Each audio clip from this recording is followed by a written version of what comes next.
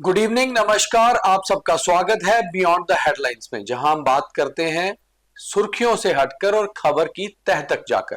तो आज शाम तक की हेडलाइंस क्या है, पहले उस पर नजर डाल लेते हैं। कोबरा कमांडोज कश्मीर में भी होंगे अब तैनात। पहली बार जेएंडके में आतंकवाद से निपटेंगे सीआरपीएफ के इलीट कमांडोज। चर्चित होने के बाद आखिर दुल्लत की किताब आज हुई रिलीज।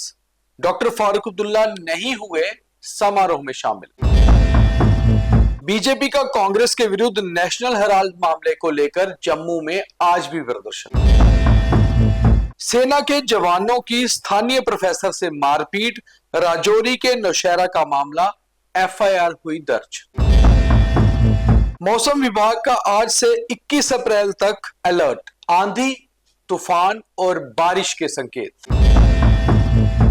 अब जम्मू कश्मीर में भी आतंकवाद से निपटेंगे कोबरा कमांडोज। इससे पहले कोबरा कमांडोज कभी भी जम्मू कश्मीर में तैनात नहीं हुए।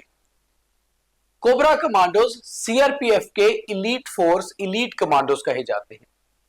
हर फोर्स के अपने अपने अलग कमांडोज होते हैं, जैसे कि सेना के पैरा कमांडोज, एयरफोर्स के गरुड़ कमांडोज, नेवी के मार्कोस, वैसे ही जम्मू कश्मीर पुलिस के एसओजी या फिर ब्लैक कैट कमांडोज, वैसे ही हैं सीआरपीएफ के कोबरा कमांडोज, जिनका खास तौर से निर्माण किया गया था माओवादी हिंसा से निपटने के लिए, मायोसिस से निपटने के लिए छत्तीसगढ़, बिहार, झारखंड वहां पर तैनात किए गए थे।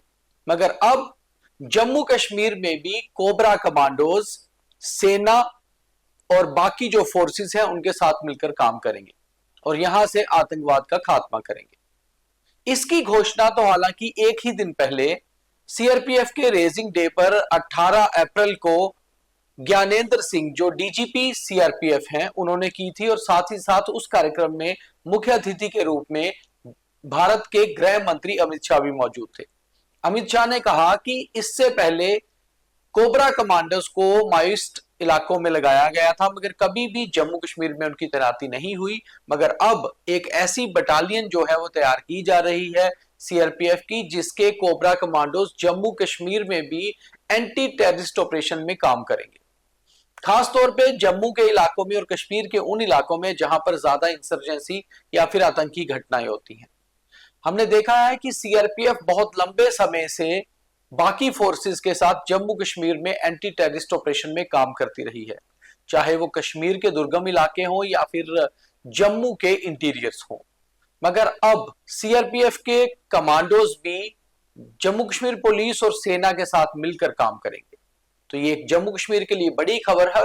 खास तौर पे ये खबर उस समय आई है जबकि देश के गृह मंत्री अमित शाह पहले ही पार्लियामेंट में कह चुके हैं कि 1 अप्रैल 2026 तक देश से माओवादी हिंसा को खत्म किया जाएगा, यानी कि जितने भी माओवादी हैं उनको खत्म किया जाएगा और इसमें सबसे बड़ा रोल सीआरपीएफ का ही रहेगा। तो ऐसे में सीआरपीएफ जम्मू कश्मीर में भी अपना रोल बड़ा कर सकती है और सीआरपीएफ के खास कोबरा कमांडोज अब जम्मू कश्मीर में भी आतंकवाद से निपटेंगे। तो अगली खबर की ओर बढ़ते हैं। अगली खबर है farmer raw chief as Dulat की किताब से। किताब का नाम तो है the chief minister and the spy, मगर इस किताब ने पहले ही राजनीतिक गलियारों में खूब चर्चा बटोरी है, क्योंकि इस किताब से कुछ ऐसे बिंदु पहले ही निकलकर बाहर आ गए जिसने जम्मू कश्मीर की राजनीति को गर्म कर दिया। और आज जब ये किताब रिलीज हुई तो एएस दुल्लत के सबसे करीबी दोस्त माने जाने वाले पॉलिटिशियंस में से एक, जम्मू कश्मीर के फॉर्मर चीफ मिनिस्टर और नेशनल कॉन्फ्रेंस के प्रेसिडेंट डॉक्टर फारूक अब्दुल्ला उस कार्यक्रम में शामिल नहीं हुए। डॉक्टर फारूक अब्दुल्ला पहले ही अपने दोस्त दुल्लत से नाराज चल रहे हैं, क्योंकि उनकी किताब से जो पॉइंट बाहर निकले उसमें यह इशारा होता था कि डॉक्टर फारूक अब्दुल्ला को पहले से ही पता था कि जम्मू कश्मीर से धारा 370 हट सकता है। हालांकि इसके ऊपर जम्मू कश्मीर के मुख्यमंत्री और डॉक्टर फारूक अब्दुल्ला के बेटे उमर अब्दुल्ला का भी बयान आ चुका है और उन्होंने कहा है कि ऐसा कुछ नहीं है। दुल्लत साहब अपनी किताब में अक्सर वैसे चीजों का इस्तेमाल करते हैं जिससे उनकी किताब चर्चा बटोरी और खूब बिके। मगर जो भी हो, इस किताब के आने से पहले ही डॉक्टर फारूक अब्दुल्ला के बारे में जो लिखा गया है किताब में, उसकी चर्चा बहुत हो गई, जिसके बाद डॉक्टर फारूक अब्दुल्ला किताब की रिलीज के फंक्शन में शामिल नहीं हुए। ना केवल डॉक्टर फारूक अब्दुल्ला बल्कि सुप्रीम कोर्ट ऑफ इंडिया के former chief justice T.S.. Thakur भी इस कार्यक्रम में नहीं गए। उन्होंने एक पत्र लिख के दुलत साहब को यह कह दिया कि क्योंकि इस किताब के आने से पहले ही राजनीतिक गलियारों में चर्चाएं बहुत बढ़ गई हैं, इसलिए वो इस कार्यक्रम में शामिल नहीं हो रहे। मगर किताब रिलीज हुई है। अब देखना यह है कि किताब कितनी चर्चित होती है रिलीज होने के बाद। बीजेपी लगातार अब कांग्रेस पर वापस हमला बोल रही है और हमले का कारण है जो द नेशनल हेराल्ड न्यूज़पेपर में जिस तरह से कांग्रेस का नाम जोड़ा जा रहा है और ईडी लगातार उनसे पूछताछ कर रही है। प्रदर्शनों की शुरुआत तो कांग्रेस ने की थी, मगर आज लगातार 2 दिनों से बीजेपी जम्मू में भी प्रदर्शन कर रही है और आज चंडीगढ़ और पंजाब के अन्य हिस्सों में भी बीजेपी का कांग्रेस के खिलाफ प्रदर्शन देखने को मिला।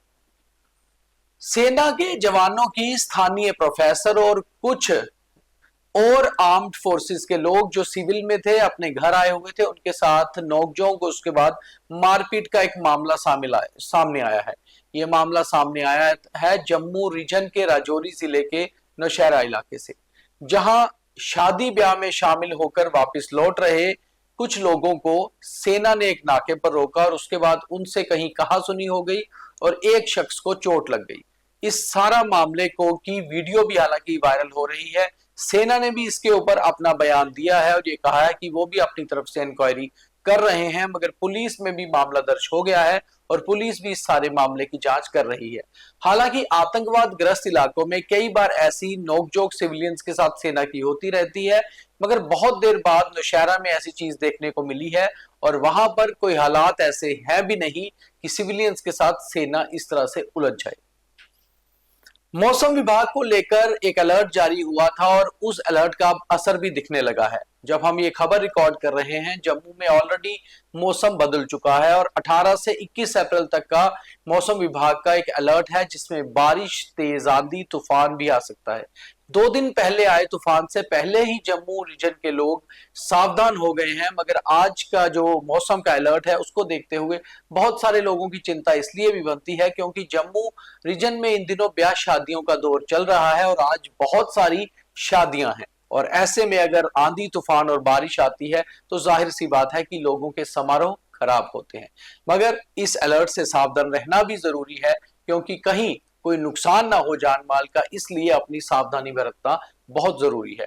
वहीं बाहर से जम्मू कश्मीर घूमने आने वाले सैलानियों के लिए भी अलर्ट एडवाइजरी जारी की गई है कि अगर वो अपना प्लान इन दिनों जम्मू कश्मीर घूमने का कर रहे हैं तो कहीं ना कहीं अपने प्लान को मौसम के हिसाब से शिफ्ट कर सकते हैं। तो आज की खास खबरें यही। और अब आज का ज्ञान यानी कि थॉट ऑफ द डे। बहुत सारे रिश्ते हमें पैदा होने के साथ ही मिल जाते हैं और कई रिश्ते खून के होते हैं या फिर अन्य रिश्ते।